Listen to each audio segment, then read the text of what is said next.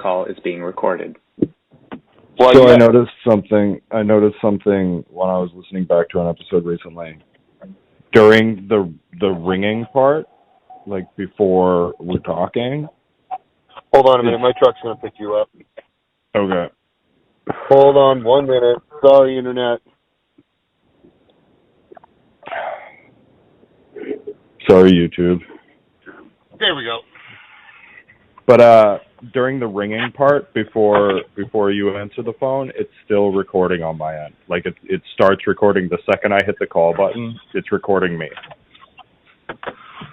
Okay. So you can hear me like clacking around and like doing shit before the episode starts. Just like the sounds of like if I've got a drink, you can hear me like taking a slurp and putting it down on the desk or whatever. So episodes will frequently start with me just making raw. Yeah, just making like ASMR like slurping noises.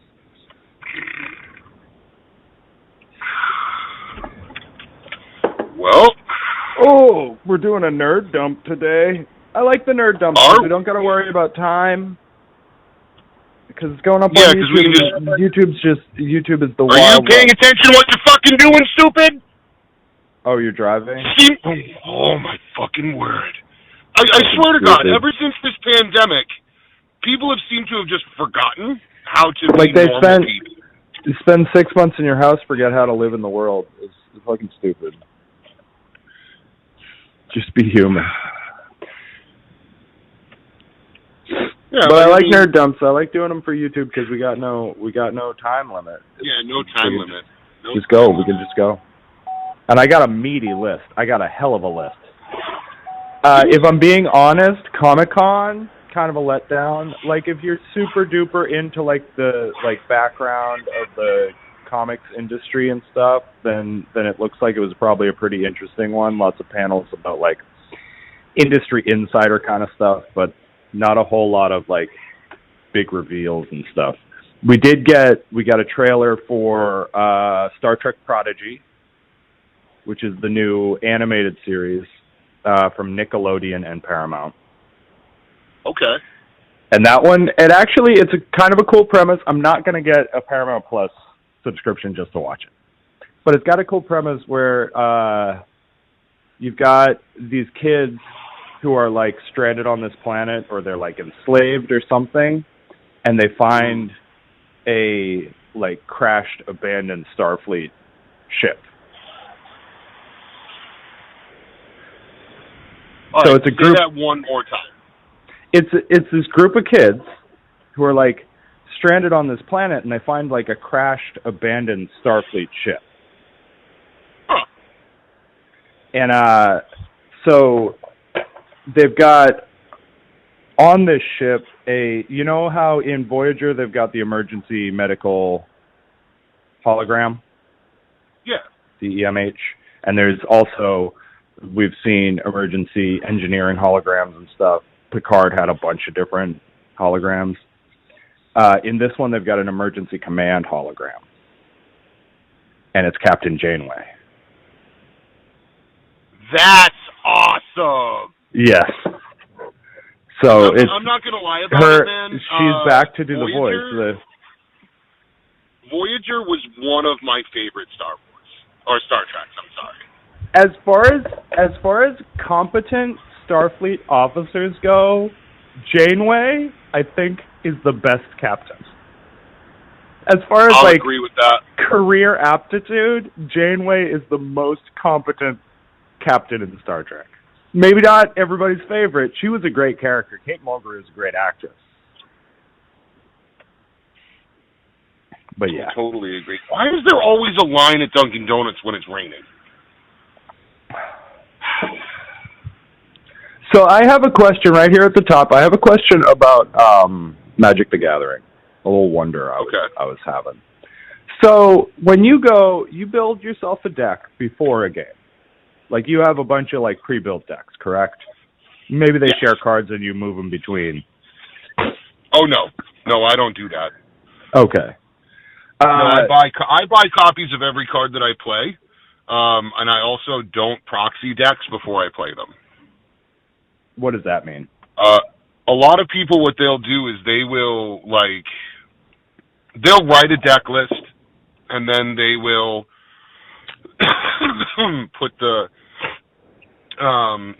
write out little tabs or pieces of paper, or there are some websites that you can write a whole deck list, and it will print you out a sheet, or sheet after sheet after sheet of full-size cards that you can then put a regular card back behind it, you know what I mean? In the sleeve with the piece of paper on the front. Okay. So that you can kind of mess around with it and make little adjustments and things like that. But you don't do that. I like to build my decks, and I like to write... Hang on a second.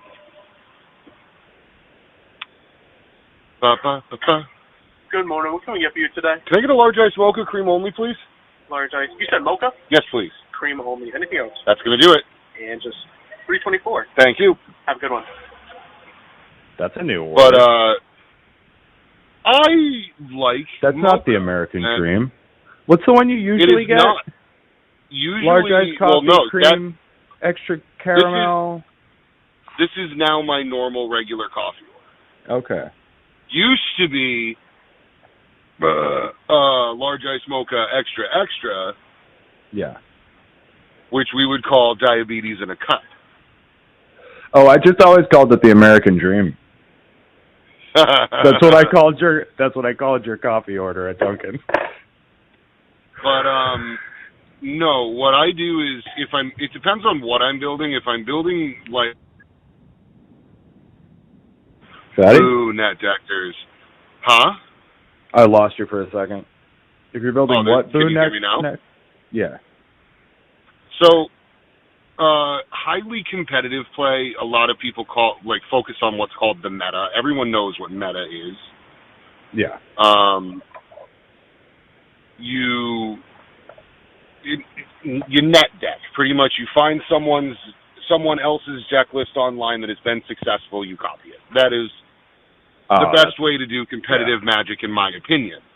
But competitive Magic, if you're trying to have fun. Yeah, when it comes to Commander, you can be as disgusting as you want to be, or you can be as fun as you want to be. Okay. I always start with my Commander, and then I just get cards that synergize with that. Like if I'm playing zombies, or if I'm playing, this is the easiest one to go with, Scarab God. Scarab God says, for every zombie you have in play, at the beginning of your upkeep.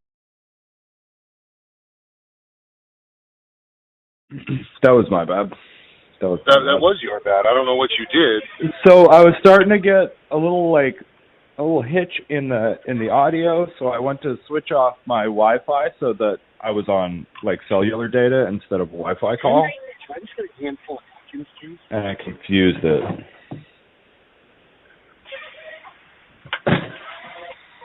Have a great day.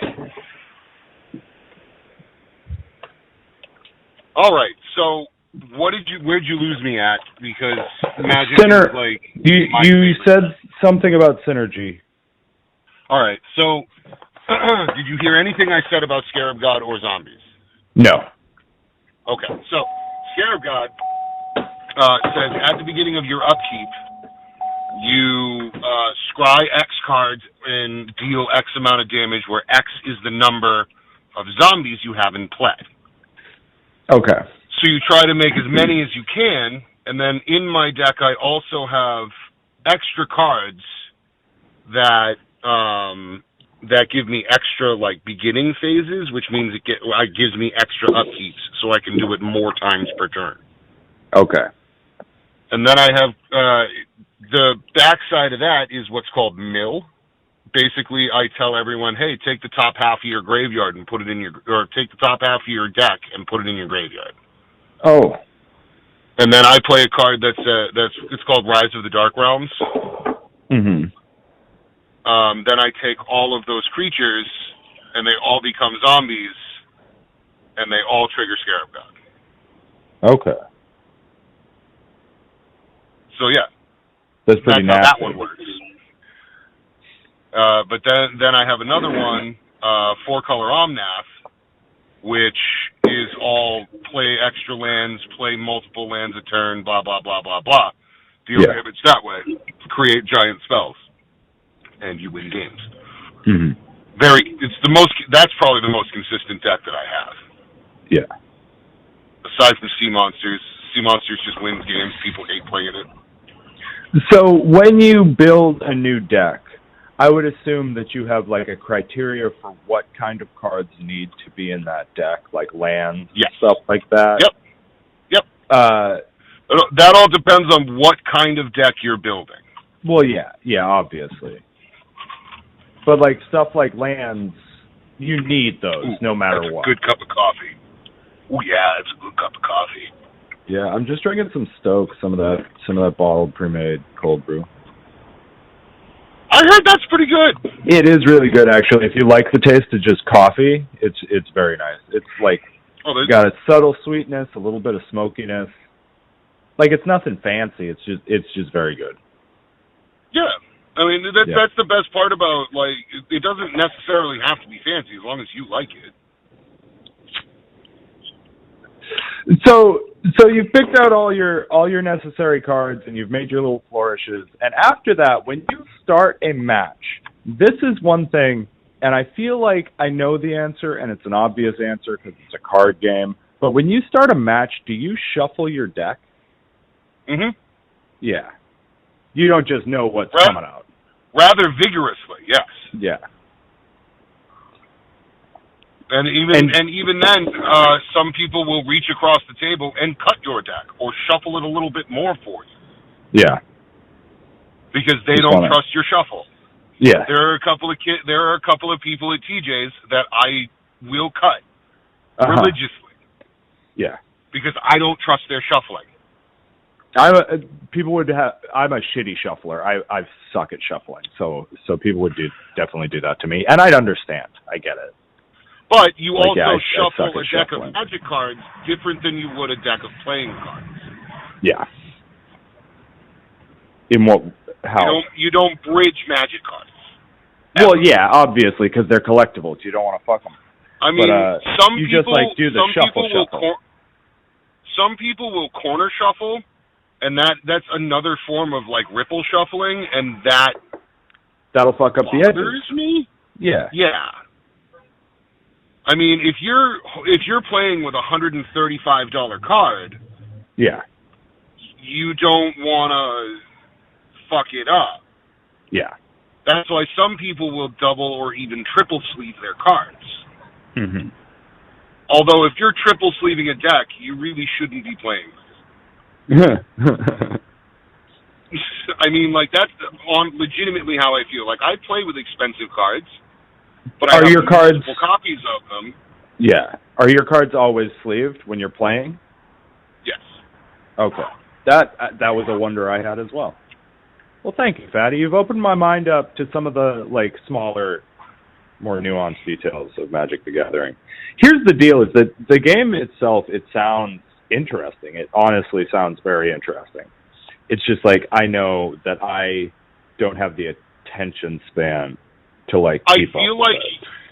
I feel like if you were to enjoy the game, Michael, because I have the same kind of attention span, and you know that. Maybe if I had actually gotten into it when Magic the Gathering was first starting out, I obviously played it because I'm a huge fucking nerd. I went to a few meetings of the Magic Club in 8th grade. Well, here's the really cool thing about Magic. I had decks. You can just get into it out of the blue.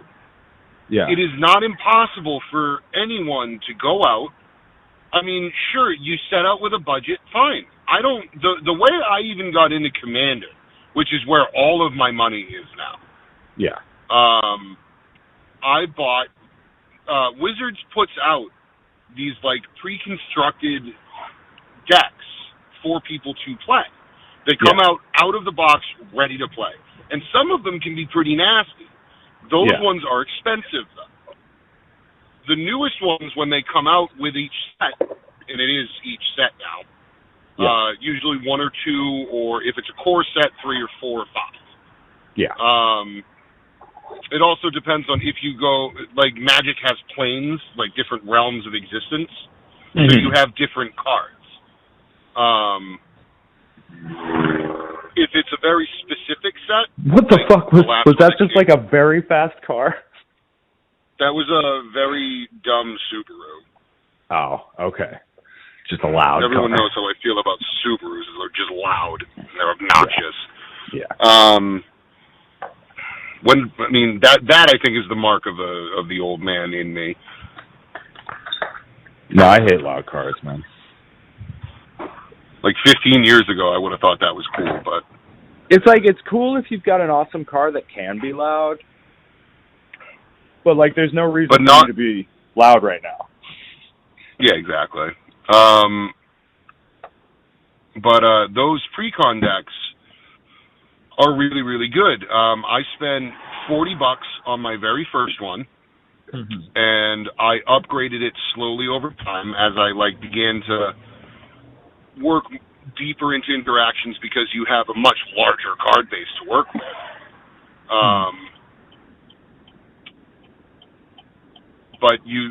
That's what I did. I bought a $40 deck, and then I slowly upgraded it over time, and then eventually I was like, all right, well, I'm kind of bored with this one. Let's do it again. Yeah. So you start with another... Okay. And then after that, now you've played in the community a little bit, you've seen what kind of things are out there. Now the wheels start turning on, well, maybe I'll build my own. Yeah, what can I do here? But how many cards in a deck? Most of the competitive formats, like Standard, Modern, Pioneer, Historic, those are all 60-card decks with a 15-card sideboard. Your main deck, you start out with a strategy. Yeah. You figure out how you're going to beat that person as fast as possible. Yeah. Then you look at the meta, which is what's going on around in that format. And then your sideboard is, all right, well, this is weak against this deck first game. What can I take out and then sub in new cards? It's almost like having a bench. Like if you're playing, obviously if you're playing baseball or football, you have backups. Yeah. Guys that are specialized in certain places where other guys are not. Yeah. So you swap them out. And then in Commander, it is your commander, which is always a legendary creature. Some people will call them generals. Some people call them, most people call them commanders. It's just the way it is. Okay. And then you have 99 single copies of cards. So there's all kinds of weird little function cards that let you go and find the cards that make your deck work. They call them tutors. Tutors. I think there's 10 specific tutors that say tutor in the name, and then there are other like in my Edgar Markov deck, I have a couple of cards that just say, okay, go find a vampire in your deck and play it. Like weirdly specific things like that. And that will let you go and get your function cards that let your deck do what it does. Okay. My format is, it depends on the colors that you're playing. You want board wipes, you want other things like that. Things that are going to clear out your opponent's nonsense so that you can just be like, all right, cool, I'm going to beat you in the face now. Cycrift is probably my favorite one in blue because you overload it and then all your stuff is still there. Yeah. And, I'm telling you, Mike, it's one of those games that I think you would really love. Yeah, like I said, if I had actually given it some time and gotten into it when it was first starting out in 1992 or 1994. or whatever year it was starting to get big, and I played it in 8th grade. What year was I in 8th grade? Well, you're a year older than I am. Yeah, but we were on the same. Your class of 2005, right? We were in the same. No, 2006. Oh, okay. Yeah. Because I missed the cutoff date because I was born in December. Oh, right. Like, I should have been class of 2005. Yeah, and I got held back a year in preschool. Funny story. I wasn't social enough. I should have actually been probably class of 2007 because I was born 2 months premature, and I would have been born in February if that had been the case. Yeah. So I probably would have been another year behind that. Okay. I think. I don't know how the cutoff works. Yeah. So give me your post-mortem on Mass Effect 1. You played your Mass Effect 1 again. What a great game. First off, how long had it been since you played Mass Effect 1? Because I know you've played it a lot. It had been a few years. Okay. Probably because when I should say, ever since I got my Xbox One, I hadn't played it. Yeah. Because I lost all my save data. And not that I wouldn't want to play through it again from level 1 and do all that fun stuff, but the games kind of didn't look that good on my Xbox One. Yeah, they needed and a sometimes little the visual aspect of a video game is that important.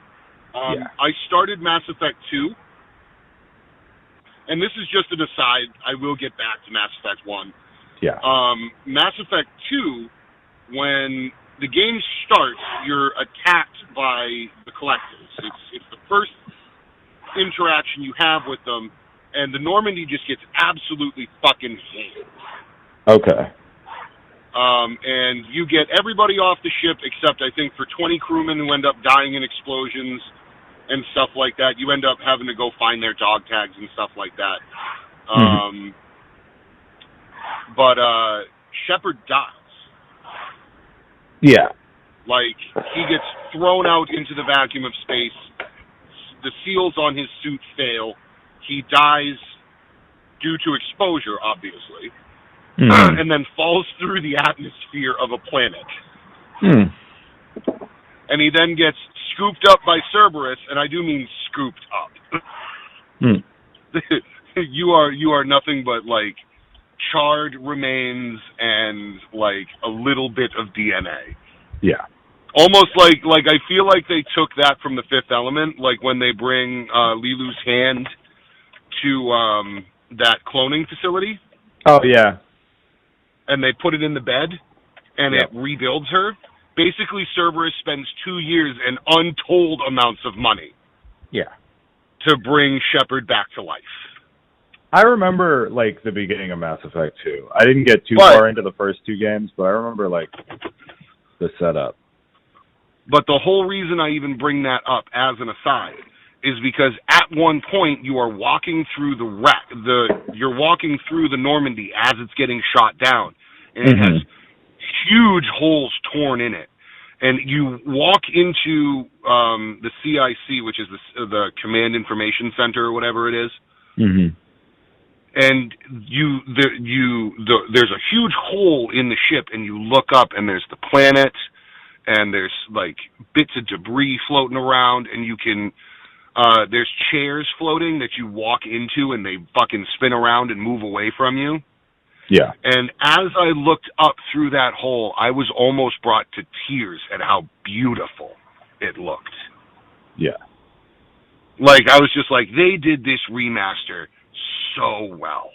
I'm glad they actually, like, I was afraid it was just, like, some new filters and some new, like, textures, but they actually, like, put in the work. Like, that's what I was afraid of, too, but they put the work in on this. It's not like a ground-up remake, but they did fix it. I wouldn't say, they took it, because the game was always good. Yeah. But the game as is was like the bones of this. The visual aspect of this remake is absolutely incredible. Yeah. Good on BioWare, good on, and I will even, this is the first time I'm going to say this out loud. Thank you, EA, for making this happen. Yeah.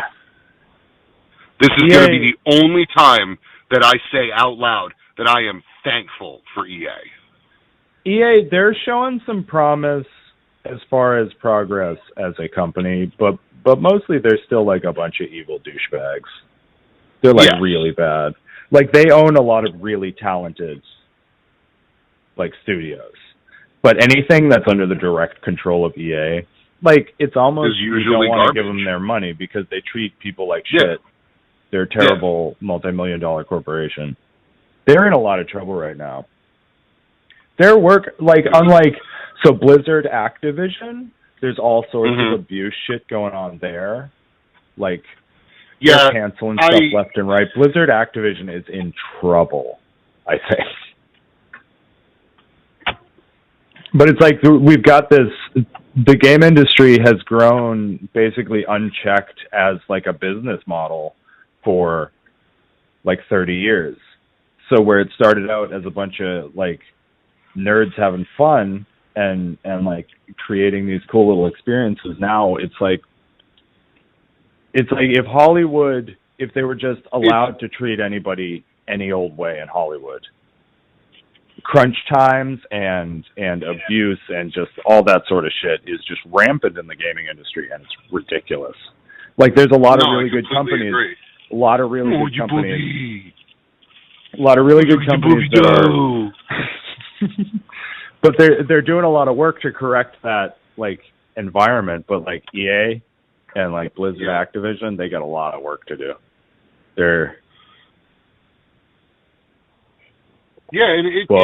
really sad. It is very, very sad. But Mass Effect 1 was a success. Like I thought so. A rousing success even. I will go back to the visual thing. When you're at the very end of the game, when you're battling Sovereign to retake the Citadel, the visual aspect of watching the Citadel close and watching Sovereign wrap its bullshit around the control node and all the rest of that, it's just so visually pleasing. Yeah. Nice.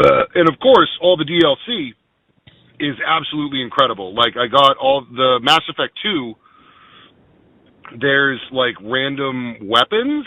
There's this, like, you start out with this really awesome N7 armor. You're all set out, ready to go in this really awesome armor. And that is actually that was a giveaway when you pre-ordered the game way back in the day. Yeah. And there was this thing called a singularity cannon. Yeah. Which is basically you launch a black hole into a crowd of folk, and it sucks them in and then collapses and detonates. Yeah. And it is awesome. So I heard about Mass Effect 2 that so for the entire trilogy, like, they have all the DLC. Every tiny weapons pack, all the missions pack, all the major DLCs. It's all in there except for one add-on for Mass Effect 2. Because the original data files were corrupted. So the only way you can possibly play this add-on for Mass Effect 2, you can't play it on PS3, you can't play it on fucking PC. You can only play this specific DLC if you already have it installed on your Xbox 360. Huh. You had to download it before it got corrupted, or there's no way you'll ever experience it. Oh, that's sad. Yeah. But that's the one No, piece. but I'm telling you, Michael, I am reliving probably my favorite game of all time, and I am very much so enjoying it. Yeah. So I feel like that's sort of how I felt when I played Shenmue, when they re-released that, except that I wish they had given Shenmue a little bit more of, like, this Mass Effect treatment, because it was really just like a port. Like, textures were better and image quality was better, and it was widescreen now, but like they did modernize the controls a little bit, but like not much. Like it's a rough play after having lived through the 20 years of evolution that the video game industry has had since Shenmue came out. Yeah, you were telling me that when it first came out that you weren't. Like, I still love it. I still love it. It's Shenmue. There's just nothing special about this release apart from the fact that you can obtain it and play it. I still have, like, I'm looking at right now the Dreamcast discs. And I have a Dreamcast. The problem is the Dreamcast discs, they were made like pretty cheap. So over time they lose like their compression, like the actual like compression of the plastic, and you lose data. Yeah. So the discs become useless. But it's a cool little collector's item. I got all three discs. No, exactly. And maybe 4 discs. 1 disc. I got the user's manual, which is like no retro game has a user's manual. Yeah, 3 discs and like a special bonus disc for Shenmue. The Dreamcast doesn't really work either, because there was a problem because they made them really cheap.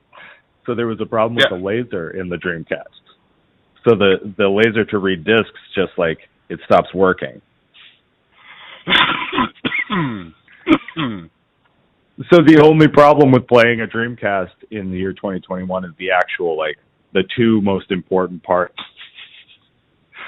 The disc with the data on it and the laser to read the disc with the data on it. The hardware is sound. Like, the machine runs. It's not even, it doesn't even make, like, a whole lot of noise. The Dreamcast was always loud, but it's no louder than I remember.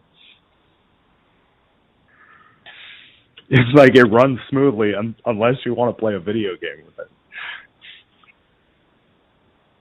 Yeah, that's a bit of a letdown. There's like mods and stuff. You can replace the optical reader with a SD card and just run like the ROMs for stuff. Yeah, well, I mean, that works. Yeah. So I watched Space Jam, so you don't have to. Here's the deal. I'm so glad you fell on that grenade for me. I'm going to preface this. I am not trying to convince you to watch Space Jam. I don't think you should watch Space Jam. I wouldn't recommend anybody watch Space Jam. There's actually just no reason to. But okay. Shit, that's a glaring oversight. But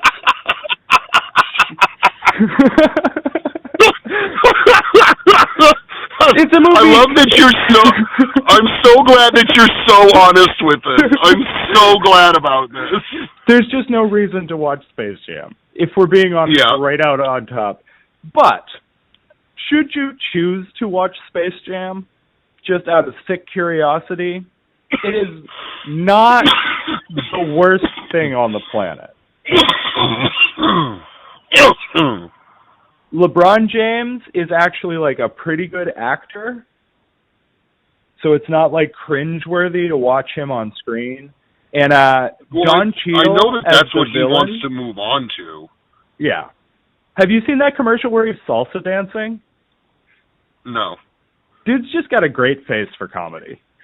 Like, I mean, like, don't get me wrong. Much.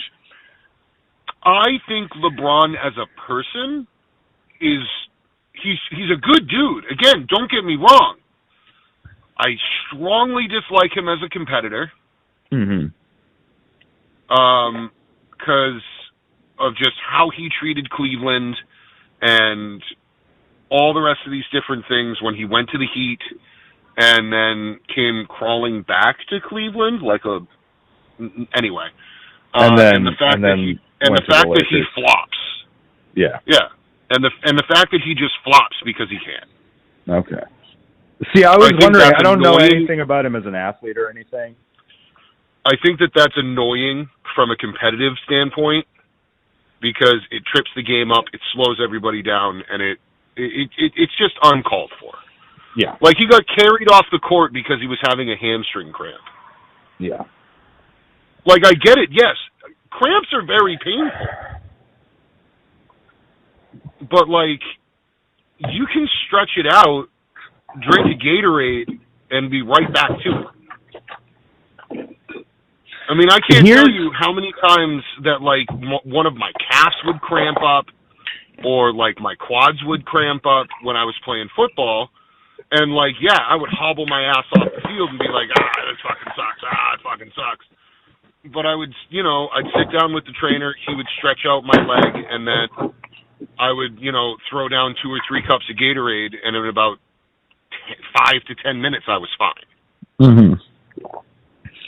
Like, sure, I'd have to sit out for a little bit because anytime I'd move my leg, it would cramp back up. But at the same time, once the Gatorade kicked in, I was fine. Yeah. But here's the biggest problem with LeBron James. If he's trying to rebrand himself as Michael Jordan, and we'll get into the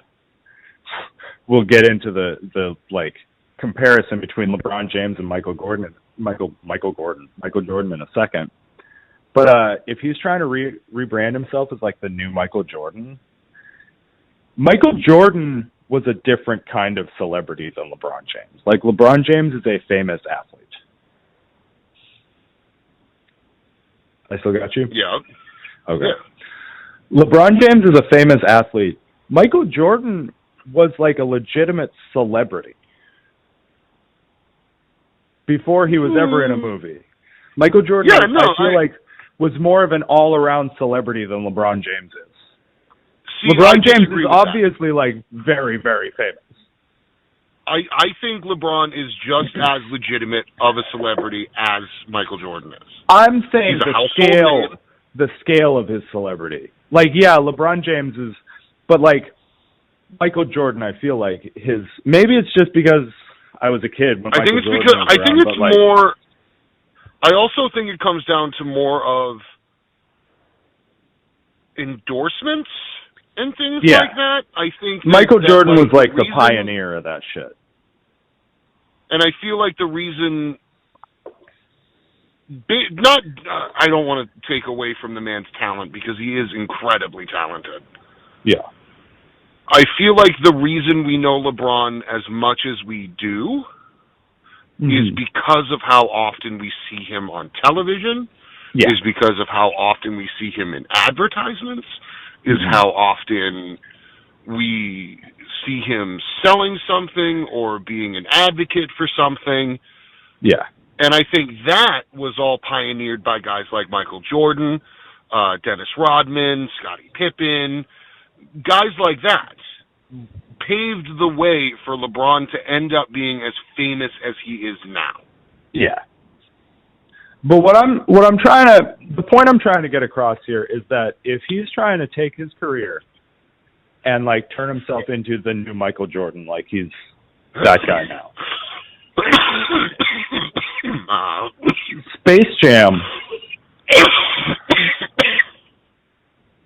was a little on the nose, I think. I think he's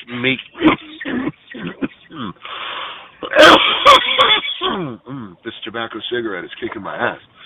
Yeah. I would say that it being directly on the nose may have been on purpose. Yeah, that is a good point. Like, it wasn't, like, I'm pretty sure, like, saying LeBron James should do Space Jam 2 was the internet. Like, that didn't start at a studio executive, and it didn't start with LeBron James. It started with, like, some people on the internet talking about, like, what you would do with Space Jam 2. Yeah. No, exactly. That's like when they said when people the Spider-Man thing, when people got all up in arms about having a black Spider-Man. Yeah. And someone said, "Well, then let's just have Michael Cera play Shaft." Yeah. And I was, and Donald, I forget Donald who the Glover. comic was. It was Donald Glover. Okay. Donald can play Spider-Man. He's nerdy. I think that one would have been awesome. Yeah. To see Childish Gambino as Miles is it Miles Davis? No, Miles Morales. Desmond? They wanted him. No, they wanted him for Peter Parker. Like, and actually, that would have been awesome too. If you were gonna make Peter Parker black, Donald Glover actually is perfect for Peter Parker. I agree. He ended up playing. He's in the Spider-Man universe now. He's in the MCU technically. Yes. He was a character. He wasn't a big part of the show at all, but he plays Miles Morales' uncle, who is a criminal. Oh, that's whack. And a villain. He played him in Spider-Man: Far From Home. So if we ever see Miles Morales in the MCU, then it's reasonable that Donald Glover might return as the Prowler. I think it's the Prowler. That's the name of his villain. Well, that would be cool. Mm-hmm. Ooh, that's a perfect segue. So, J.J. Abrams is doing a Superman reboot. Oh, excellent. This is his dream project. He's been trying to do Superman. He's always wanted to do Superman. He was supposed to do a Superman movie, I believe, from a script by Kevin Smith.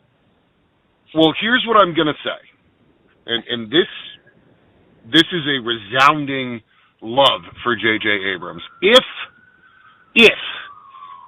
he puts even half of the effort that he put into Episode 7, yeah, that is going to be an absolutely incredible movie. So here's the deal. He is not the director, as far as we know. Okay. He is the producer. He is the story lead. He's like basically in charge of the whole project, except for directing.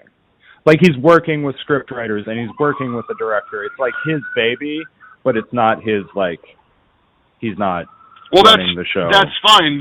You know JJ isn't going to kid glove that. Yeah. Yeah, absolutely. But so right I feel now, like even if he isn't directing, he's still going to be the guy. Yeah. But right now I believe that the plan is for Superman Kal-El Clark Kent to be a person of color. I don't know if he's going to be black or like Hispanic or he's going to be a person of color. And there's really no reason for him not to be. There's no reason for him not to be. Yeah, exactly. There's no reason for Superman not to be. The only problem I can see is that there is a black Superman. There is a black Superman whose actual character, he is Superman, and he's a black person. Nicolas Cage, or Luke Cage. No. His name is Val Zod. He's also a Kryptonian. And he was Superman as a character. And Michael B. Jordan. Do you know Michael B. Jordan? He was Killmonger in Black Panther. He's really good. Okay.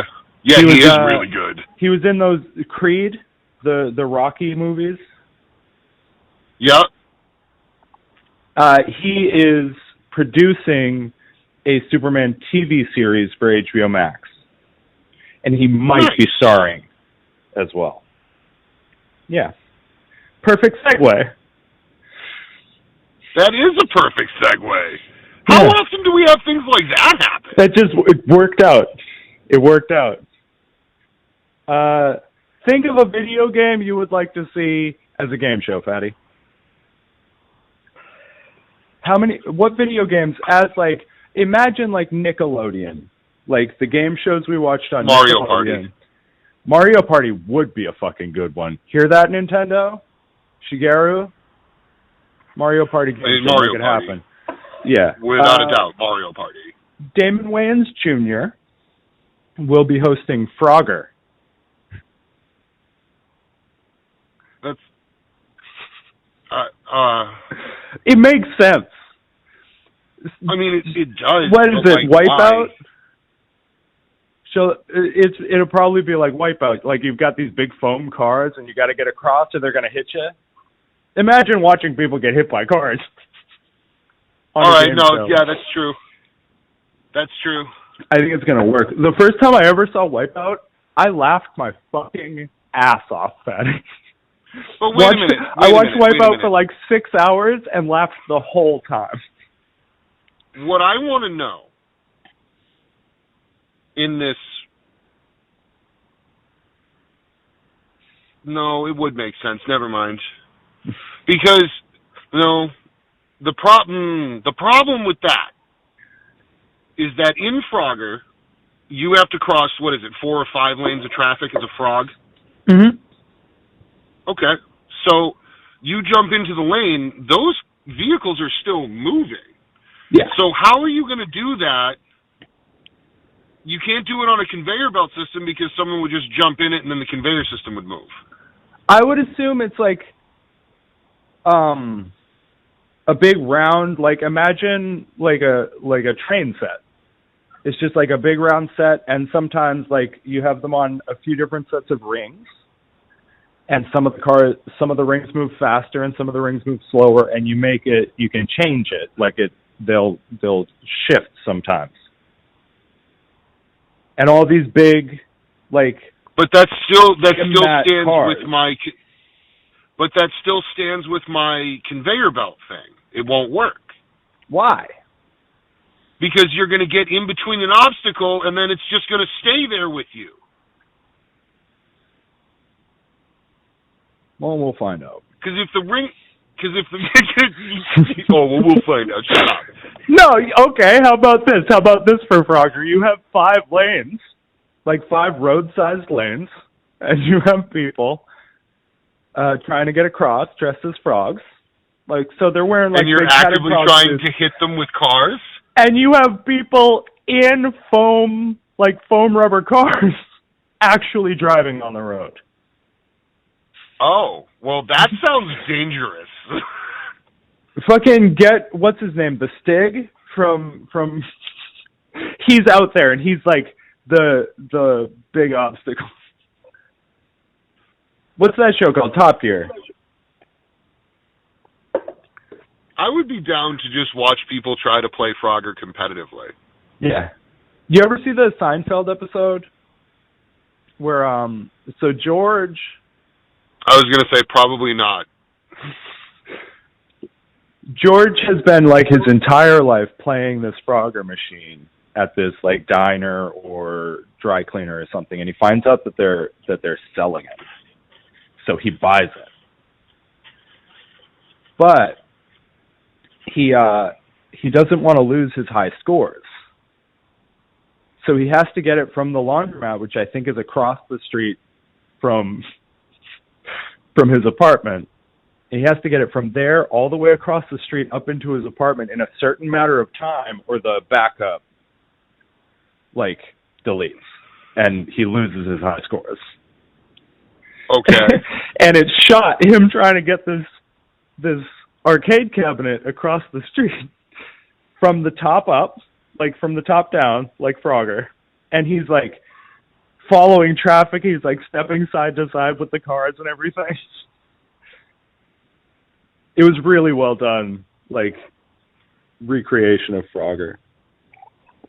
George Costanza. Well, I mean, I know Seinfeld was probably a very good show. I was young and I haven't watched it.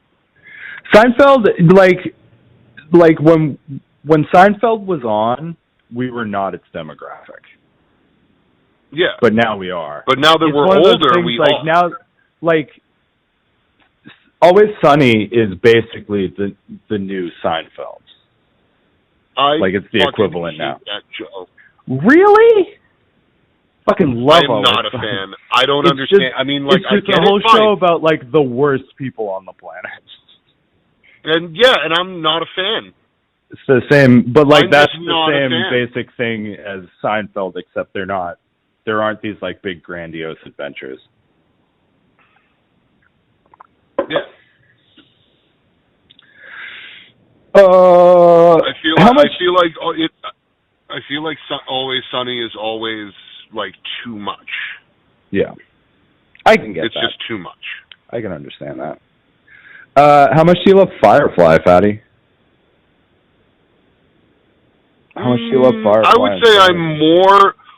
would say I'm more than a passive enthusiast. Firefly is pretty fucking but I'm awesome, not. is what you would say. Yes, I loved it. Absolutely loved it. So you know how Disney owns Fox now, and they own everything that Fox owns, and they really love to make money. Don't you dare tell me. So here's the deal. Every time you hear about a Firefly, like, return, revival, reboot, whatever, you got to take that with a grain of salt. Because we hear these rumors every, 6 months or so. But this one feels real to me. That Disney Plus is planning to reboot Firefly. Now, here's what I'm hoping. I definitely, obviously want to see, the original cast. Yeah. I'm hoping that it's a new cast, though. A new adventure in the same universe. I want it to be a new adventure. I want it to be a new adventure. I want it to be I want it to be like Val's Kids. Oh, yeah. Wash and what's her face? They had kids by the end. There's a comic book out now that I think is about their descendants.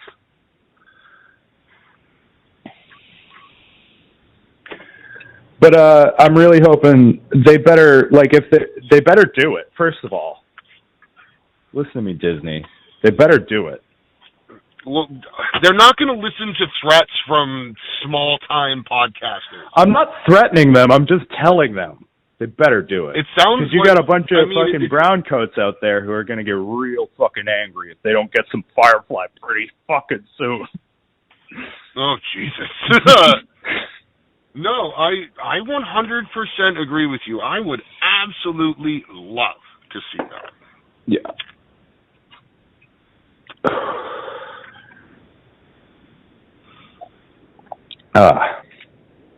So we're gonna. I'm just trying to find the next fun note. Max Payne is 20. Max Payne turns 20 this year. Sweet. I never played it. You never played Max Payne? No.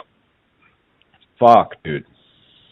That's one I think those are due for an HD remake. Those I would pay full price for a full ground up remake of Max Payne. It was a good fucking game. It was fucking weird. They tried to make that movie. Did you see that movie with Wahlberg? Mark Wahlberg? No. No, it wasn't a good movie. You know who would be the perfect... Is that why you just said, did you see that movie? It was not a good movie. The perfect Max Payne, I think, would be Dean Winters, the dude who plays Mayhem on those commercials. Okay. Oh, yeah. You know those Mayhem commercials? That's Dean Winters. He's fucking hilarious. He's pretty good in just about everything. Oh, who is he playing? I read that he had been cast as some he's playing. You didn't watch The Tiger King? No, of course not.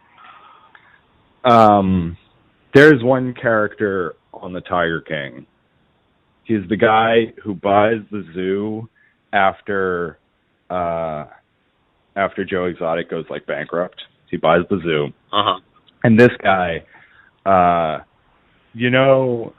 imagine a douchebag, like an Ed Hardy type. Are you picturing that guy? The guy who just his entire wardrobe is from Ed Hardy? That's this dude. This guy is Ed Hardy. Basically, it's Jeff something. But Dean Winters is playing him, and it's perfect casting. It's just douchebag personified. Okay. He played Tina Fey's on again, off again, mostly off ex-boyfriend on 30 Rock, and he was just the hugest asshole, and it was fantastic. I feel like he must have been on Brooklyn Nine-Nine. Like he's. I think he was the. Actually, you know what? Now that I think about it, I think he may have been one of the other detectives on 9-9, outside of their department, or definitely, something like that. Definitely, I'm actually almost certain he was. Yeah. Okay. He's not internal affairs. He's homicide or something like that, or some other high crime. It was big crimes or something like that. Something major crimes. crimes. It was something crimes. Major crimes. That's it. Because that's the one on Law and Order. The Major Crimes Unit. So a couple of people of note had meetings with Marvel, and this is something you always hear about. I don't know if it gets if it's just a matter of public record or what, but every time somebody's got a meeting with Marvel, you find out about it. I told you it this is a one matter already. of public record. I told you this one already. I don't know if there's a schedule you can just go look up. You know? Yeah. This one I told you about already. It's exciting, but could lead to nothing. But Hugh Jackman reportedly had a meeting with Kevin Feige at Marvel. Feige? I think it's Feige. But Hugh Jackman had a meeting. And one Mr. Henry Cavill. So Henry's done with DC for now. Yes. Unless they get wise. Unless DC figures out that they should give him the amount of money he would like to have, because we, the fans, will pay to see him. DC needs to understand that we like Henry Cavill more than them. Yes, because he's incredible. Yeah. He's the fucking man. Him and Jason Momoa are men.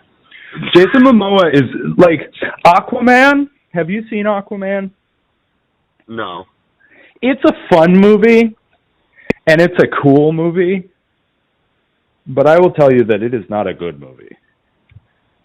No, and you know what? But Jason Momoa is fantastic. People, I think, should really watch all of the stuff that he's done.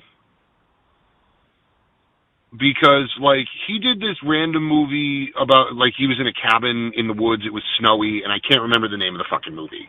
But he defended his homestead from, agents, I guess. I don't fucking remember exactly what the premise of the movie was. But he was fucking incredible. And then there's that Netflix show about, early settlement fucking Canada. Lore? I don't remember what it was called. But I know what you're talking about. That show is awesome. He's got a show on Apple TV+. It's going into its second season. It's him and Dave Bautista. Yeah, and I'm sure that's incredible, too. And I believe he's going to be on a Witcher spinoff. I think a prequel or something. Makes perfect sense. I mean, I don't believe he's going to be on Witcher, the main season. Even as Khal Drogo in Game of Thrones. Oh, yeah. I didn't know who he was before that, but he played Conan the Barbarian. No one did. Or did he play Tarzan? No one knew who he was until then. I'm pretty sure I think he played both. He was both Tarzan and Conan the Barbarian. I mean, Conan? It makes sense. The man himself. Conan. Conan the O'Brien. It makes perfect sense because these are just perfect roles for him. Yeah. But he played Aquaman is nothing like any version of Aquaman in the comics. Yeah. but he did it really well. Arthur Curry is, I don't know, I was never a huge Aquaman fan, so I haven't read much Aquaman, but Arthur Curry always seemed boring to me as a character. So Zack Snyder, this is tangentially related. You are still going, huh? How many more notes do you have? Oh, so many. It's gonna get fun. I'm molding this episode. Zack Snyder, before the Star Wars crashed, before the Star Wars bubble popped after Solo came out, he was one of the many directors who was developing a Star Wars movie. Uh-huh. And he had a whole script, he had the whole treatment for the movie ready, and then Solo came out. And they canceled a bunch of stuff, they turned some stuff into TV shows. Sorry, I keep burping. So he's taken this idea for this Star Wars movie, which would have been like Rogue One or like Episode 7, it would have been very much, it had the same like feel as like the original trilogy. He's taking it, he brought it to Netflix, is now an original movie he's doing for Netflix called Rebel Moon.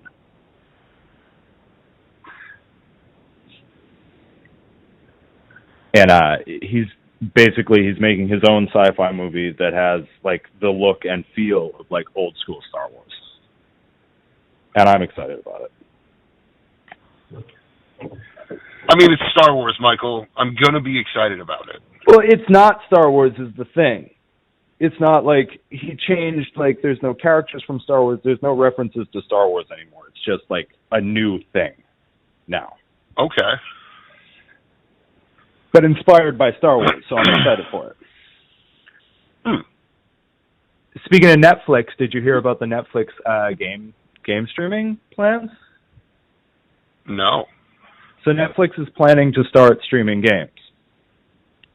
Right now, they're going to start within the year, but to start, they're going to be streaming like more casual type games and mobile games and stuff. It'll mostly be for people who like to play games on their phones at the beginning. Okay. And they're working, I think, they've definitely been working with the guys at PlayStation. And I would assume the plan is to also work with the guys at Microsoft and the guys at Nintendo. So that if you have a Netflix subscription, and they're saying right now anyway, that it's no additional, you don't have to pay more for this. If you have Netflix, you have this. But like, hopefully they'll start. That's not to say that they won't charge you more money in the future. Yeah, no, it might change. It might change. But like, I feel like their ultimate goal is to have just like, they'd be the first outside of these, like Nintendo, PlayStation, and Xbox. They have their own streaming thing. You can't do Luna and you can't do like Stadia on a console. Yeah.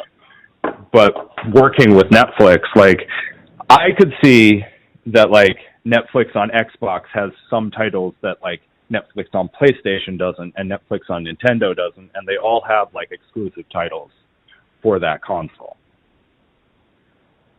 But I also figure probably no time soon, but like within the next 5 years, if this works out, I think we're going to see Netflix start like building like their own games.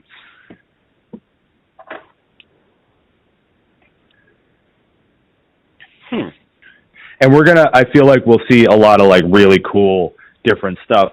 Maybe not like the best content, but some really amazing ideas from like people who wouldn't have had the chance to like be in charge of a major like AAA game before. I bet you'll start seeing like, I would love to see Steven Spielberg has made games, but he's never like made a game. J.J. Abrams, I would love to see what he would do. Just like get a bunch of Wait, like, Hollywood people. Wait. Time out. What? Didn't Steven Spielberg make The Dig? Steven Spielberg was like in charge of The Dig, but he didn't like. Because I fucking loved that game. He was not the game director on it, but yeah, Steven Spielberg. He founded DreamWorks partially to start making video games. He loves video games. But DreamWorks used to have a video game division. They made the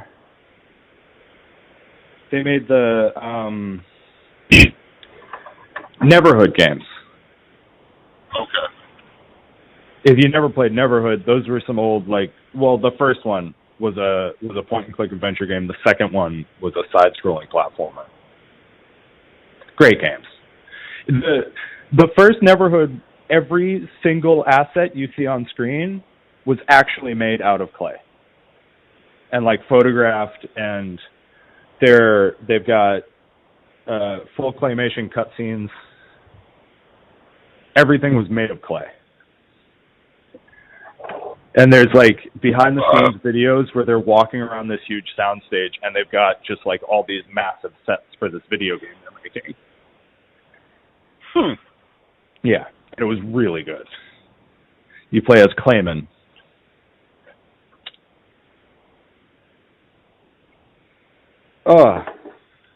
Spielberg though, he was like he heard about this game and he like needed to produce it. I want to see a remake of The Dig. That would be, I think that's probably in the cards. So what they're doing with the old LucasArts games is, Double Fine has done a bunch of them, but they're taking the original game and they're not remaking it. They're remastering it with like, they take the coding and everything and put like a new, like all the graphics are brand new, like hand drawn and all that. Like I think The Dig, if you can get a really talented team that could pull off like an old school Disney kind of look, that would be really cool. The same functionality and everything, just it looks new. It looks good. Because I love, like, I honestly, if they just released The Dig for like modern consoles as is, it's a beautiful game. True. Like even the LucasArts games, more than any other studio's like early video games, the LucasArts games always looked good. And they still do. Because it's this timeless, like, pixel art.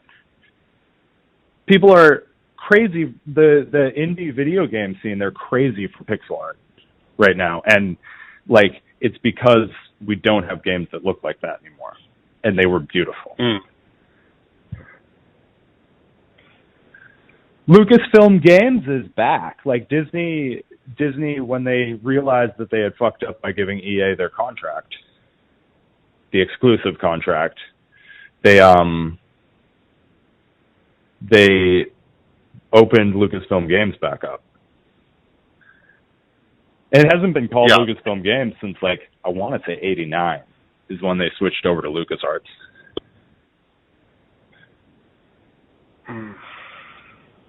So to coincide with The Witcher Season 2 and The Witcher 3, like, next-gen port,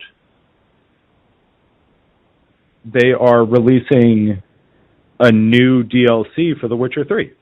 Like, a brand new DLC for The Witcher 3.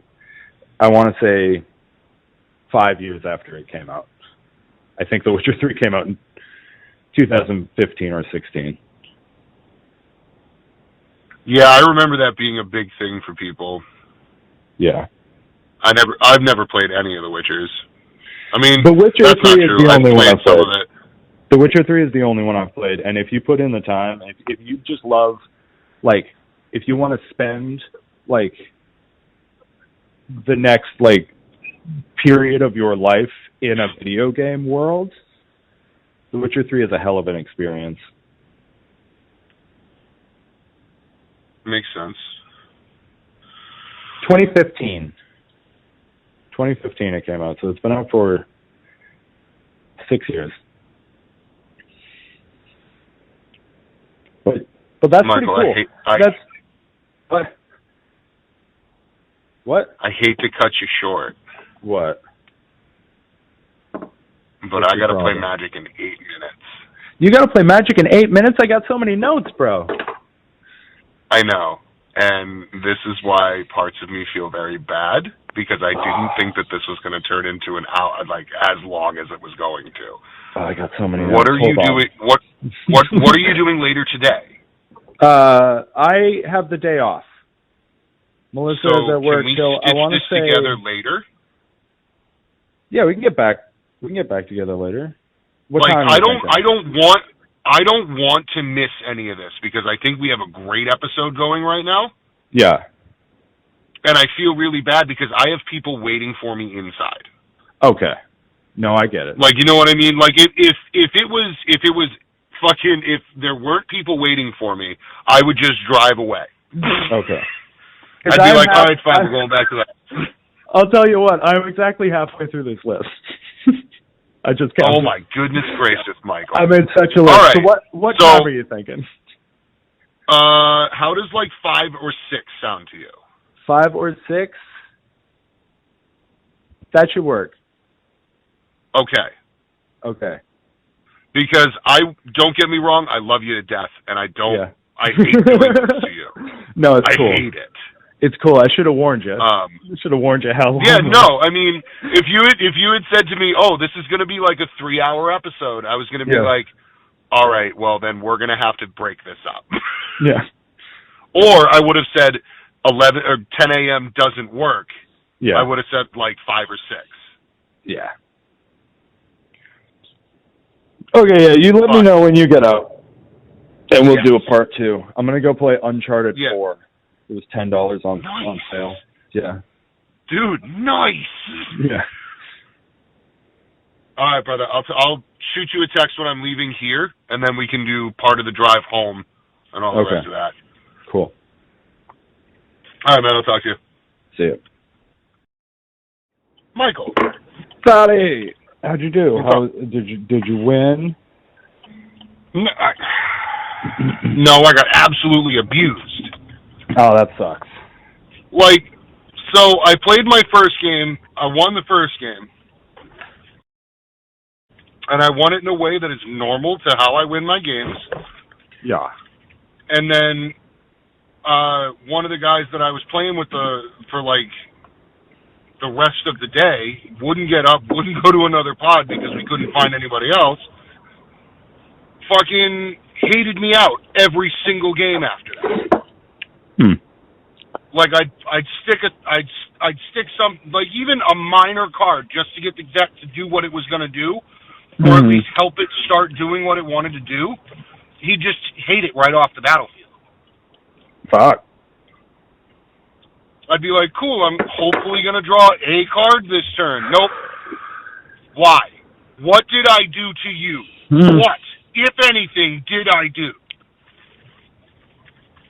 So towards the end of that second game, I ended up pulling cards that were like, all right, well, if my day's fucked up, I'm going to fuck up your day. And he looks at me and goes, all right, I'm going to try and win the game here. I said, all right, cool, go for it. And he goes, he plays the spell, and I went, cool, no. Oh, well, I trapped everything in. I was like, yep, you did. Good for you. All right, well, I'm going to recur this one. I'm going to recur it back from my graveyard and play it. I was like, no, you're not. Oh, I'm going to... No, you're not. Oh, I'm going to... No, you're not. How come you're targeting me? I looked across the table at him and I said, listen, if I can't win, I'm going to do everything in my power to make sure you don't either.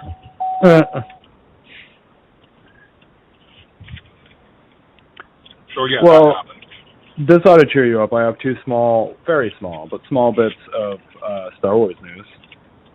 Okay. Boba Fett has wrapped filming. It is complete. Now they're editing, finalizing effects, and that'll be ready for Christmas season. And because Boba Fett has wrapped filming, it is believed that pre-production has begun for Mando Season 3. Nice! Now, Pedro Pascal just started filming on Last of Us, so there's nothing major going on. It'll mostly be like set design and concepts and script work and stuff like that. So no filming is happening right now, but it is apparently in early pre-production for Season 3. That does make me happy. Yeah. So Loki Wrapped, you haven't watched it yet, you need to, but Loki Wrapped, like the season finale. Mm-hmm. So far this year we've gotten WandaVision, which was perfect, and we've gotten Falcon and the Winter Soldier, which a lot of people really like, and I couldn't get into, but I'm going to give it another shot. I haven't even tried watching it yet. I think I'm 3 episodes in, 2.5, something like that. And Loki, which was incredibly good. Next up, next month, we get What If, which is like the animated series that explores like, what if Peggy Carter got the super soldier serum instead of Steve? What if T'Challa was abducted by Yondu instead of Peter Quill? Stuff like that. So that's next month. And apart from that, we are also getting 2 more Marvel series before the end of the year.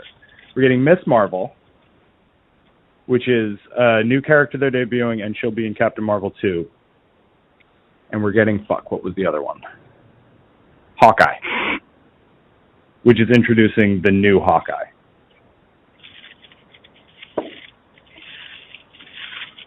So I heard Black Widow wasn't really that good. It is performing in theaters disappointingly, but I'm also hearing good things about it. Like, maybe as a whole, it wasn't as successful as a lot of other Marvel movies, but I hear everybody, like, all the characters and all the action, like, it's good. It's just not, like, strong as a finished product. Okay. Yeah. I'll watch it when it's up on Disney Plus for free with my subscription, not to rent for $30. Mm-hmm. Yeah. Because, like, it's MCU. I'm going to watch it. I've watched them all now, and I no longer have excuses to skip MCU stuff. That makes perfect sense. Other things, I've got a few things about potential production starts and some release dates that have been announced. Clerks 3 starts shooting next month in New Jersey. Like early next month. Kevin Smith was out at Quick Stop, like doing like tests for camera setups and stuff. They're actually filming on location at Quick Stop this time. Last time they built a set. I can't wait for this. Yeah. So, basic story, Kevin Smith says Randall Graves has a heart attack. It's a Randall story. It's very much about Randall this time instead of Dante. Okay. Randall has a heart attack. And he decides to make a movie to like shoot a low-budget indie film at the Quick Stop. That's going to be so good. Yeah, I can't wait. Like, Jay and Silent Bob Reboot was pretty good. It was far from his like strongest content, but as a sequel to Jay and Silent Bob Strike Back, it was very fitting. And his Clerks, the 3 Clerks movies now, but the 2 that already exist, those are like some of his best filmmaking. Clerks 2, Chasing Amy is another really great one. But yeah, Clerks 3 starts shooting next month. Masters of the Universe, Kevin Smith's Masters of the Universe is up on Netflix right now, and is apparently kind of disappointing. That's unfortunate. Yeah. September 2022 from Illumination Entertainment, we will be receiving the Super Mario Brothers movie. It's the Despicable Me guys at Illumination. All right. I'll stay optimistic, but I won't be surprised if I'm let down, is what I'll say. But as far as I know, Shigeru Miyamoto is involved, and like the Mario team at Nintendo are involved with the production. Good. Yeah. The Russo brothers, do you know them? No. The Russo brothers did Captain America Civil War. Okay. And Infinity War and Endgame. And I loved all three of those movies. Yeah. And they're going to be doing Battle of the Planets. Like one of those old, like, 80s, like, giant robot Japanese cartoons. Nice! It has been rebooted before, but now the Russo brothers are doing it. And that's exciting. That's going to be pretty good. How often do you get around to Walmart? I was actually at Walmart yesterday. So Walmart's got an exclusive line of G.I. Joe figures. The retro figures.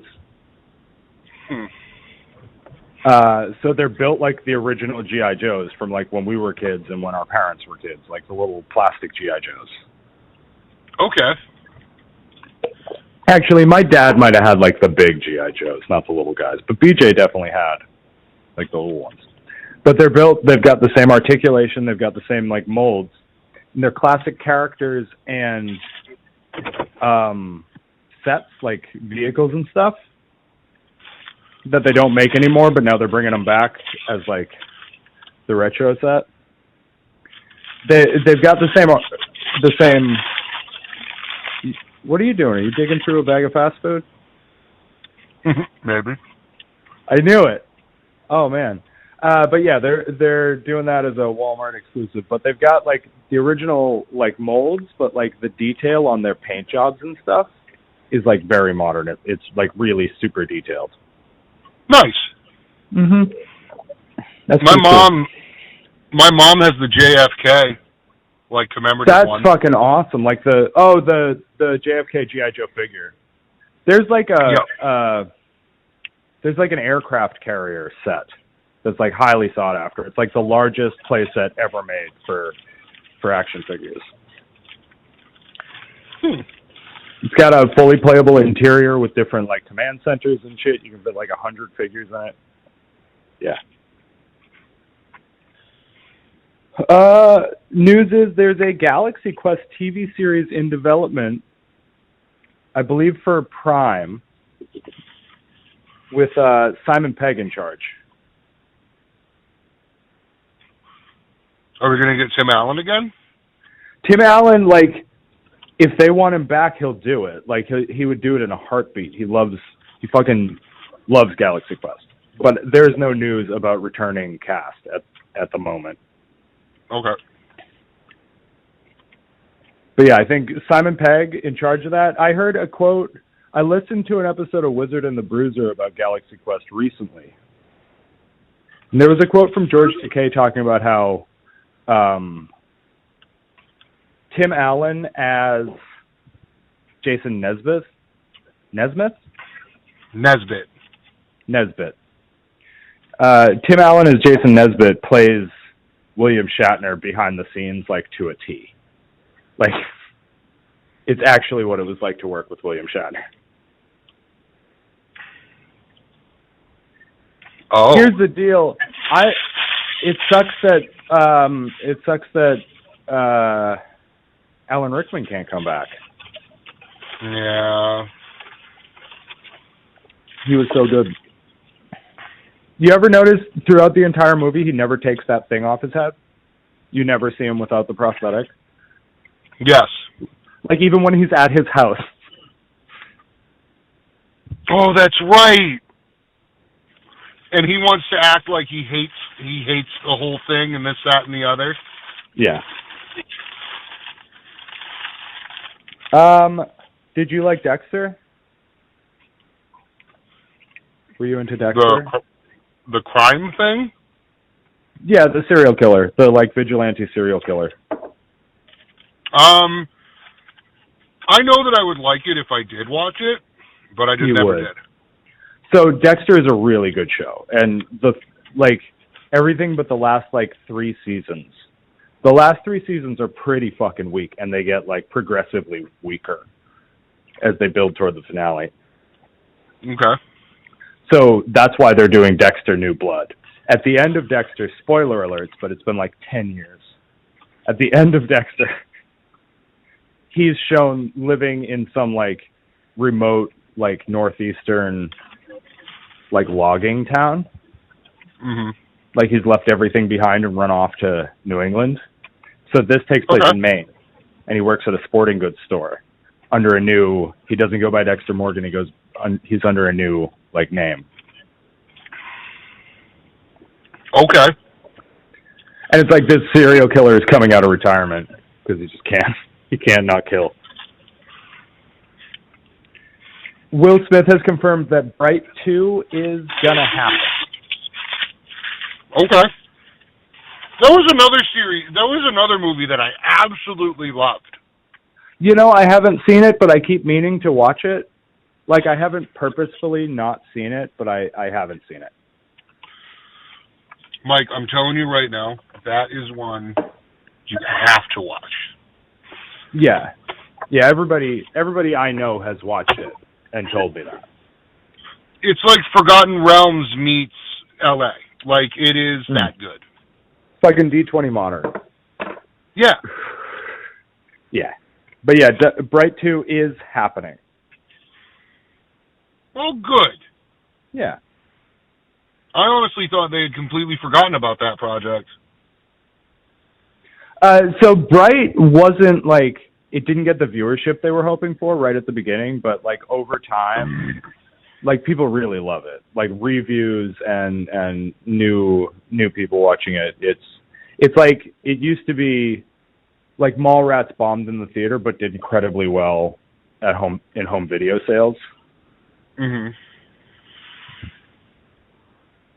Some movie that a cult classic. So that's what it is, and it's finally getting a sequel. Seth MacFarlane is working on rebooting The Naked Gun. You remember The Naked Gun with Leslie Nielsen and O.J. Simpson? Yes. He's working on rebooting The Naked Gun with Liam Neeson. Okay. I don't know if Liam Neeson is playing Frank Drummond, or if it's just going to be called, if he's Ghostbustering it, he's taking the idea of The Naked Gun and doing something in its spirit.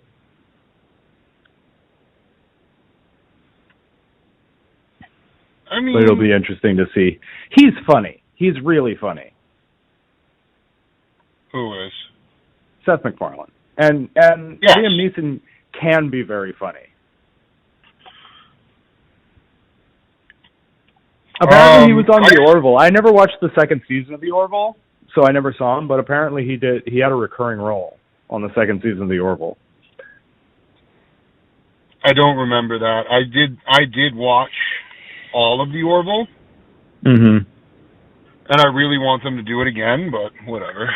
So here's what's going on with The Orville, is that Seth MacFarlane doesn't want to do it anymore, but he knows that, but he doesn't want it canceled for fans, because he knows people love it, and he doesn't want to see it end. He wants to kill off his character, or have his character leave in some way, and have a new character, one of the existing crew members, but become captain. That's what he wants to do. But Disney and Hulu, they don't want The Orville without Seth MacFarlane.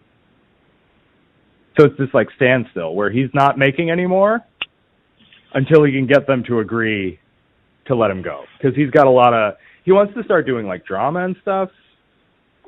He's got other television show concepts that he can't pursue because he has to star on The Orville. but he also wants the Orville to keep going without him. So they got to figure out some sort of deal. That's what's going on with the Orville. It's what, 3 seasons now? 2 or 3, yeah. Yeah. So we've covered in the past that Michael Keaton is returning as Batman. Yes. Michael Keaton will be playing Bruce Wayne / Batman, the Tim Burton version. Like, he's got the car. We've seen the car. They're filming in the same mansion and the same Batcave. Like, this is Tim Burton's Batman. Okay. But it looks like he's going to be, the term I heard was he's going to be DC's Nick Fury, basically. Michael Keaton's Bruce Wayne is just going to show up, like in other movies, as like the mentor boss guy of all these young heroes. I mean, that makes sense. Yeah. So does that mean we're going to get a true Teen Titans movie? There's a series. I think season 4 is premiering soon. There's a series on HBO Max. They probably won't do a movie right now. We're getting next up. So next up is The Flash, which is where we'll see Michael Keaton. Aquaman 2, which I hope nobody's going to pay to see because they just went ahead and kept Amber Heard, even though nobody wants her. I hope nobody pays any money to see that movie. Tell them with your wallets, folks. After that, we're getting Supergirl. No, Supergirl is debuting in The Flash. We're getting a Batgirl movie. And we're probably going to see Michael Keaton again in that. And Black Adam. And Shazam 2. DC's powering forward, and with The Flash, I think they're getting ready to do a Crisis-style reboot and just course correct. Keep everybody, Cavill's out, and Affleck is out after The Flash, so they're course correcting without recasting. Okay. But Black Adam is getting together the Justice Society, which is the precursor to the Justice League back in the 30s and 40s. Had a bunch of different, it had a different version of the Green Lantern, a different Flash. It had Dr. Fate, who's being played by Pierce Brosnan. But Black Adam is bringing those characters in. The Rock is Black Adam. He's a Shazam villain. Okay. I don't know anything about DC, man. Anything at all. Yeah. Well, except they're some minor forward. Batman. Yeah. Because in my strong opinion, DC is trash compared to Marvel. You're trash. I mean, the only Squad next month. The only saving grace DC even has is Batman, and that's it. Fucking love. They've got a lot of really great characters. They're just not using them right. All their characters would be very interesting if they were just trying. The problem is that the studios need to stop interfering with production. They hire all these incredibly talented filmmakers, and then we're disappointed because the studio has them locked into these ridiculous contracts where they're not allowed to make any sort of choices for their movie. That's been the issue with all sorts of big budget fucking blockbusters and shit. That's what's going on. That's why movies suck so much, so frequently. Well, it's a goddamn shame. The hope is that they saw everybody really love the Snyder Cut of Justice League, and they learned their lesson. They knew they shouldn't have been interfering. So hopefully, especially there's a lot of talk about the second Wonder Woman movie, there was a lot of studio interference, and that was good, but it was not as good as the first one.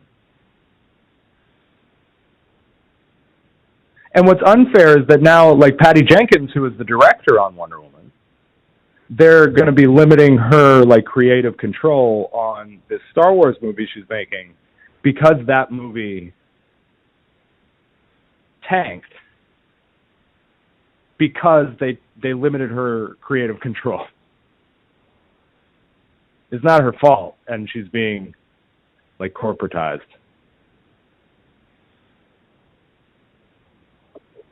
Hollywood in a nutshell, and the things that hopefully are changing soon. But Suicide Squad is next month. That's going to be a pile of I think the garbage, 6th. No, sir, it's James Gunn. It's James Gunn. Whatever. I will. It looks. Margot Robbie's back. Joel Kinnaman is back. Captain Boomerang is back, and Amanda Waller is back. And those are the only characters like who were in the first movie that are back. It's just a different Suicide Squad movie, basically. It's not pretending to be a sequel. Wasn't there already a second Suicide Squad movie? Nah. No, there was. Why do I feel like I remember seeing Birds of Prey was another movie with Harley Quinn, but it wasn't a sequel to Suicide Squad. I guess in the same way that like Suicide Squad was a sequel to Batman versus Superman, like it was, but it was, but it wasn't. Like they take place in the same cinematic universe, but they're not sequels. Okay. But Margot Robbie is back as Harley Quinn, and she was the shining star of the production. I'm disappointed that Will Smith isn't back because he was great too. It's just that old chestnut, like DC has so much really great talent and such crummy fucking movies. That's like DC's big problem. And what would you say causes something like that? Just like they're trying to actively make money instead of make great movies that make money. Like if you just make good movies, if you concentrate on making good movies, you're gonna make money. If you concentrate on making money, you're gonna piss a lot of people off. You're gonna make money. You mean like Marvel and Disney did? Yeah, but like what happened was like around Age of Ultron and Thor 2, you could see like what was happening at Marvel, and they noticed that their quality was going down and course corrected. So now there's a lot more creator control. Like Kevin Feige is always there. Like ultimately he's in charge of everything. But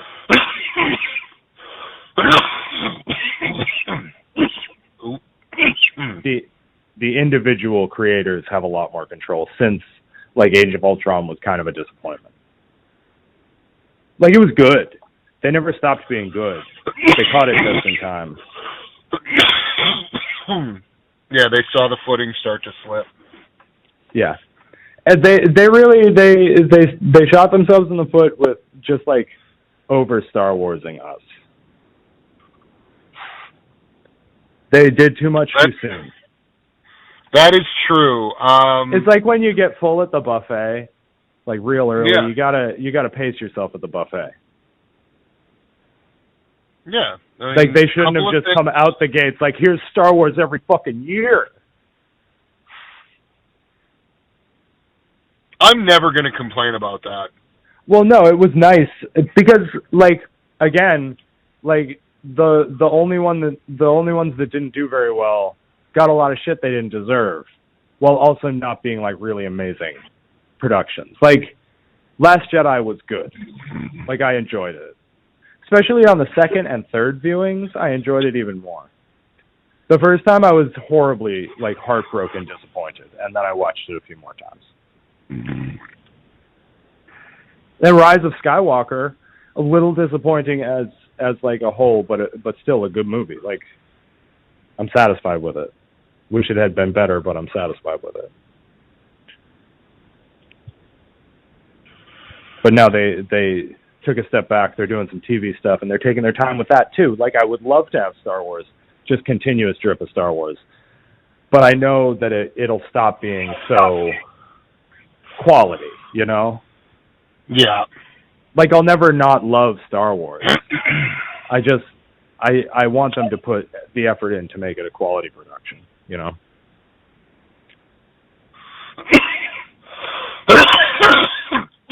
I want them to hurry up and tell me how much it's going to cost me to go to Galaxy's Edge. Yeah. And do that Star Wars hotel thing. Rise of the Resistance, I think? Yes. Or is that the Millennium Falcon thing? The virtual Millennium Falcon coaster guy? I don't remember. Yeah. But that's okay. We don't need to remember right this second. Yeah. I want them to tell me how much that's going to cost me so that I can start saving for it. Yeah.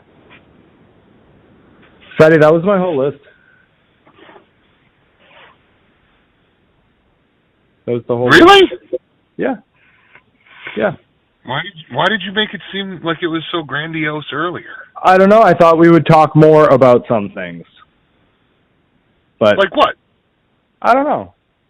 Like, I build a list and I don't ever think, like, I'll put this in the list. Where's that going to take us? I'd like to find out. So that first part we did, that, like, took us on a journey with the first half of the list. And now I need to just learn how to balance my list to, like, keep it all cohesive and, like, flowing content-wise.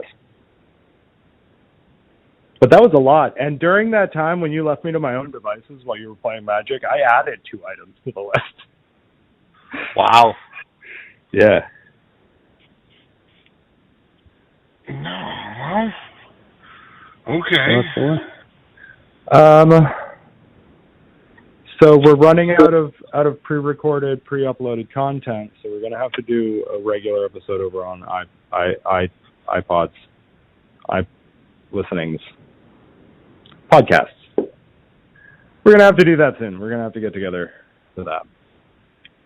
And wait, what? What?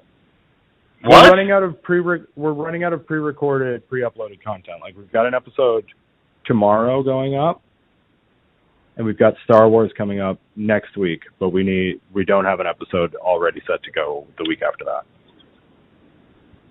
So we're gonna have to get together soon and do a whole one. Oh, you mean an actual episode? Yeah. And we got to do Star Wars. And we have to do episode 3, yeah. Yeah. At this point, I'm gonna find out when Riley's next few days off are, and if we can't make it work, we got to do it without him, man. It'll be disappointing, I still feel like it should just be us doing them. Yeah. Like, I'm not trying to be a dickhead to anybody else's opinions and so on and so forth, but we had such good content in episode 2. Yeah. Such good content, and I don't think adding another person is going to make that better. Yeah. Okay. I'll talk to the prospective guests and let them know that we've made this decision. We can do after episode 9, we can do like a special episode to talk about the whole trilogy, the trilogy of trilogies, all as one big thing, and we can have them. And I was going to say, I think guests would be very appropriate for that. Yeah. That'll be a long one. All right, we'll get together soon. We'll record something. All right, man. I will talk to you soon. All right, brother. I'll talk to you. Bye.